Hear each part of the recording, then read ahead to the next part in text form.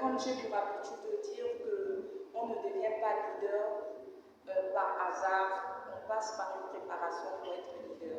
En fait, j'ai eu ce ressenti parce que aujourd'hui, il est vrai que je suis CEO de l'entreprise La Touche du Bonheur, mais je suis passée par tous ces domaines. En fait, j'ai été préparée de tous ces domaines que propose, ces services que propose La Touche du Bonheur. Certainement, parce qu'en tant qu'entrepreneur, il faut avoir une expérience dans ton domaine. Tu ne peux pas dire que tu es un entrepreneur et ne pas maîtriser le domaine auquel tu exerces. Donc aujourd'hui, dans la coordination, le conseil, l'organisation événementielle, je suis spécialisée dans ce domaine. Et certainement, les gens se disent comment ça se fait, le placement du personnel. Et avant de placer du personnel, j'ai une séance de coaching avec des nounous, des dames de ménage, des serveuses et tout, parce que avant d'être la femme que je suis aujourd'hui, j'ai pu toucher à tous ces domaines et ça me permet de motiver des générations, nos jeunes sœurs et frères, a dit qu'il n'y a pas de son métier. C'est vrai qu'aujourd'hui, on dit oui, Madame Sarah, elle est entrepreneur et elle est chef d'entreprise, mais j'ai eu un parcours. Aujourd'hui, j'ai la capacité ou la possibilité de mieux communiquer et de comprendre. Une dame qui vient me dire qu'elle a besoin d'un métier autant qu'au début, c'était pas facile pour les Gabonaises et les Gabonais de s'impliquer. Mais quand ils ont écouté mon témoignage, parce que aujourd'hui, je fais du placement personnel, mais j'ai été venue une fois, j'ai été dame de ménage une fois. Donc, j'ai brisé la glace à plusieurs Gabonais de comprendre que pour être grand, il faut d'abord commencer quelque part. Donc, pour moi, c'est une très belle expérience et ce qui me réjouit, c'est qu'aujourd'hui, les Gabonais comprennent qu'il faut occuper tous les secteurs de métier dans la société. Et cette expérience est tellement enrichissante que vous avez jugé mieux de la partager avec vos concitoyens. De la partager parce que je trouvais que bien avant que les Gabonais s'impliquent, s'y prennent, j'avais d'abord des expatriés qui venaient. Mais après, j'ai essayé de les écouter en fait. J'ai dit, bon, quand vous gagnez de l'argent, qu'est-ce que vous faites? Donc ils ont essayé de m'expliquer, mais j'ai dit, mais tiens, si les Gabonais pouvaient faire la même chose, mais ils gagneront aussi beaucoup.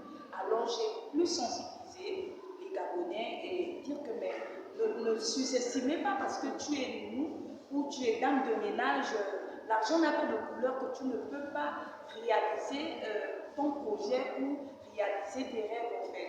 Parce qu'eux, ils ont la capacité de réaliser des rêves. Parce que la dernière interview, le dernier interview que j'ai eu avec une expatriée, parce que je prends le temps de les écouter. Donc, elle prend le temps de travailler pendant un certain nombre d'années. Et elle a un objectif à atteindre. Absolument. Le problème, c'est que nous, les Gabonais, pas en général, mais certains, lorsqu'ils décident de rentrer dans l'entrepreneuriat, ils veulent exercer un métier, ils n'ont pas des objectifs à atteindre. Or, il faut avoir d'abord un objectif à atteindre, savoir là où il faut aller, pouvoir accepter certaines obligations. Parce qu'à 20 ans, elle est dame de ménage, elle est certainement payée à 150 000. Donc à 30 ans, elle me dit qu'elle prépare à être chef d'entreprise. Elle m'a partagé son expérience. Je me dis, mais si on essaie d'être patient, avoir un objectif à atteindre, je pense qu'avec cet élan, beaucoup de Gabonaises dans les jours à venir seront des chefs d'entreprise. Et au cours de ces entretiens, Madame la Présidente, vous avez pu déceler certaines de ces carences à travers ces citoyens et vous vous êtes dit que c'est là l'occasion certainement d'impulser une dynamique, afin que beaucoup comprennent la nécessité qu'il y a à pouvoir s'auto-employer, se lancer dans une telle directive. C'est comme je dis, je travaille avec des hommes et des femmes qui ne vont pas bref. Moi également, je ne suis pas une vendeuse de rêve. Certainement, les gens diront que bon, oui, vous êtes CEO de l'entreprise, la touche du bonheur, mais comment vous avez fait pour y arriver? Aujourd'hui, je suis CEO de la touche du bonheur. C'est comme j'ai dit, j'ai eu un parcours. J'ai eu à être dame de ménage.